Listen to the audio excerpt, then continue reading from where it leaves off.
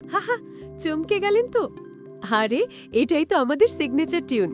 আসসালামু আলাইকুম আমার প্রিয় বন্ধুরা, এবং স্বাগতম জানাচ্ছি আপনাদের অত্যন্ত প্রিয় চ্যানেল HF টুন বিডিতে। এখানে আমরা ডুব দিই কল্পনার সাগরে আর তুলে আনি এমন সব গল্পের মুক্ত যা আপনার হৃদয়কে ছুঁয়ে যাবে।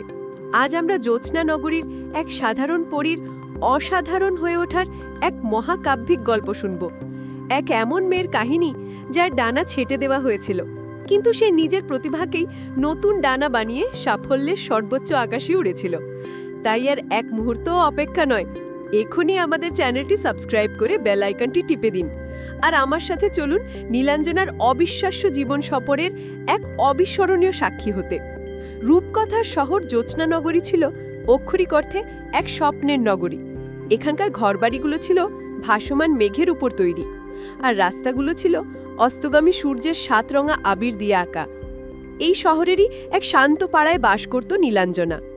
নীলাঞ্জনা শুধু সুন্দরীই ছিল না, ছিল অত্যন্ত পরিশ্রমী, বুদ্ধিদীপ্ত এবং স্বপ্নবাজ।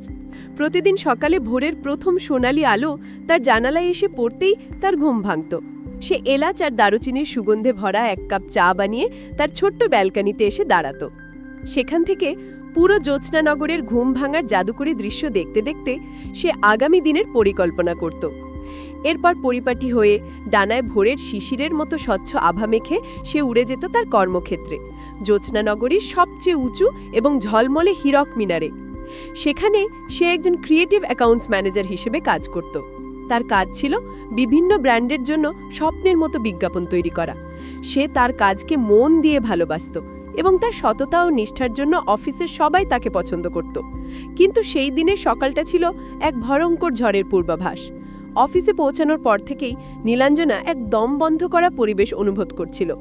যে সহকর্মীরা প্রতিদিন তাকে দেখে মিষ্টি হেসে অভ্যর্থনা জানাতো, আজ তারা তাকে দেখে কেমন যেন অস্বস্তিতে মুখ ফিরিয়ে নিচ্ছিল। তাদের ফিসফিসানি তার কানে তীরের মতো মিজছিল। তার হৃৎপিণ্ড এক অজানা আশঙ্কায় জোরে জোরে ধুকফুক করতে লাগল। কিছুক্ষণ পরেই তাকে কোম্পানির সর্বাধিনায়ক সিইওর ঘরে ডেকে পাঠানো হলো। কাচের দেয়াল ঘেরা সেই বিশাল ঘরটায় ঢুকতেই নীলাঞ্জনার গা ছমছম করে উঠল। সিইওর মুখ ছিল বরফের মতো শীতল। তিনি কোনো ভূমিকা না করেই নীলাঞ্জনার দিকে একটি ফাইল ছুড়ে দিয়ে প্রতারণার মতো এক ভয়ঙ্কর অভিযোগ আনলেন। নীলাঞ্জনা হতবাক। তার মনে হলো পায়ের নিচের মেঘের তৈরি মাটি যেন সরে যাচ্ছে। সে কাঁপা কাঁপা গলায় নিজেকে নির্দোষ প্রমাণ করার চেষ্টা করল, কিন্তু তার কথাগুলো যেন সেই ঘরের ভারী বাতাসে হারিয়ে যাচ্ছিল। কেউ তার একটা কথাও শুনল না। তাকে এক মুহূর্তের মধ্যে চাকরি থেকে বরখাস্ত করা হলো। যে অফিসকে সে নিজের দ্বিতীয় ঘর মনে করত, সেখান থেকে তাকে চূড়ান্তভাবে অপমানিত হয়ে বেরিয়ে আসতে হলো। সহকর্মীদের করুণা আর সন্দেহের বৃষ্টিকে পেছনে ফেলে ভারী ডানা আর এক টুকরো ভাঙা হৃদয় নিয়ে যখন সে বাড়ির পথে উঠছিল, তখন তার প্রিয় রঙিন জ্যোৎস্নানগরী শহরকেও তার কাছে বিবর্ণ আর প্রাণহীন বলে মনে হচ্ছিল। ঘরে এসে চারদিকের নীরবতা তাকে গিলে খেতে আসছিল। তার সুন্দর করে সাজানো ঘরটাকেও তার কাছে এক সোনার খাঁচার মতো মনে হচ্ছিল। তার মনে হচ্ছিল তার সমস্ত স্বপ্ন, তার সমস্ত পরিশ্রম আর সম্মান যেন এক নিমেষে ধুলোয় মিশে গেছে। সে সোফায় কুকুরে পড়ে রইল।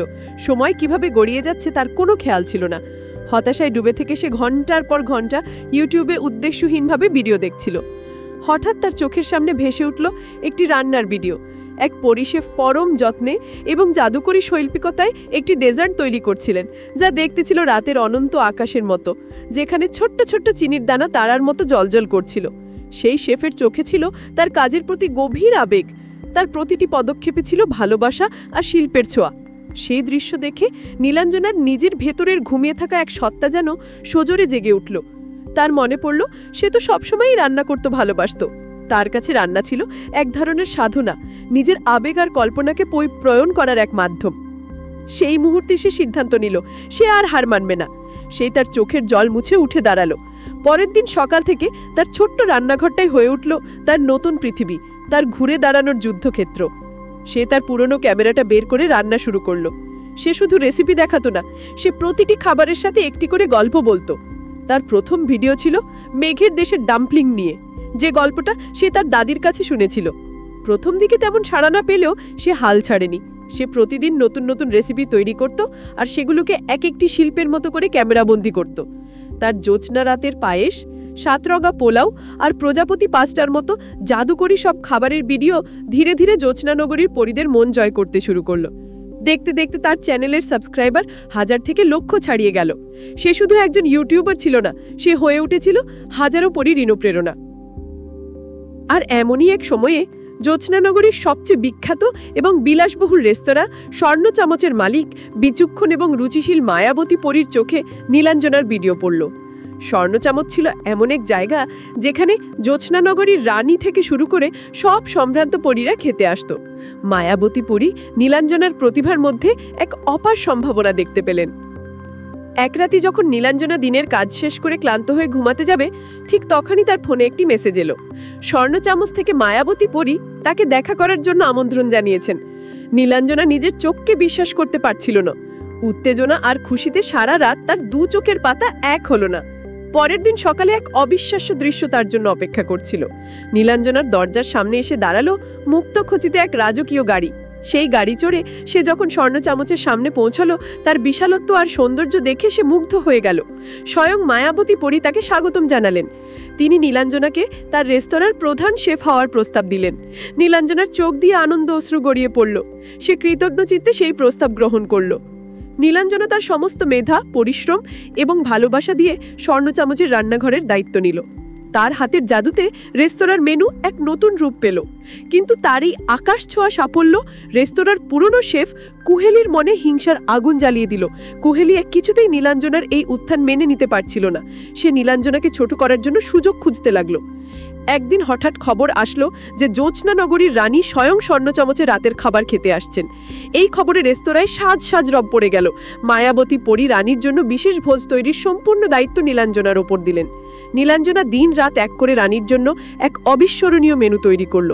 কিন্তু আড়ালে থাকা কুহেলি তার ভয়ঙ্কর ষড়যন্ত্র নিয়ে প্রস্তুত ছিল।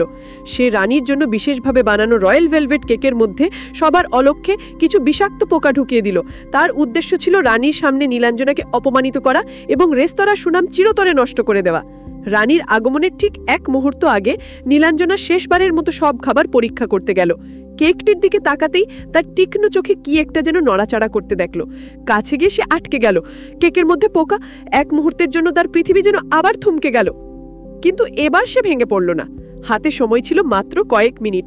সে তার অসাধারণ দক্ষতা আর উপস্থিত বুদ্ধি দিয়ে তৎক্ষণাৎ লেবুর সুগন্ধে ভরা এক নতুন ধরনের কেক তৈরি করল, যার নাম দিল সানশাইন ক্লাউড কেক। রানীর টেবিলে যখন খাবার পরিবেশন করা হলো, কুহেলি আড়াল থেকে তার ষড়যন্ত্র সফল হবার দৃশ্য দেখার জন্য অপেক্ষা করছিল। কিন্তু যখন সে দেখল তার নষ্ট করা কেকের বদলে সম্পূর্ণ নতুন একটি কেক গেছে, তখন তার মুখ ভয়ে ফ্যাকাশে হয়ে গেল। রানী প্রতিটি খাবার খেলেন, কিন্তু তার মুখে কোনো প্রতিক্রিয়া দেখা গেল না। তিনি নীরবে খাওয়া শেষ করে রাজপ্রাসাদে ফিরে গেলেন, যা নীলাঞ্জনা আর মায়াবতী পরীর দুশ্চিন্তা আরও বাড়িয়ে দিল। অন্যদিকে মায়াবতী পরী সিসিটিভি ফুটেজ পরীক্ষা করে কুহেলির সমস্ত কুকীর্তি ধরে ফেললেন এবং তাকে তৎক্ষণাৎ রেস্তোরাঁ থেকে বের করে দিলেন। পরের দিন সকালে ঘটল আসল চমক।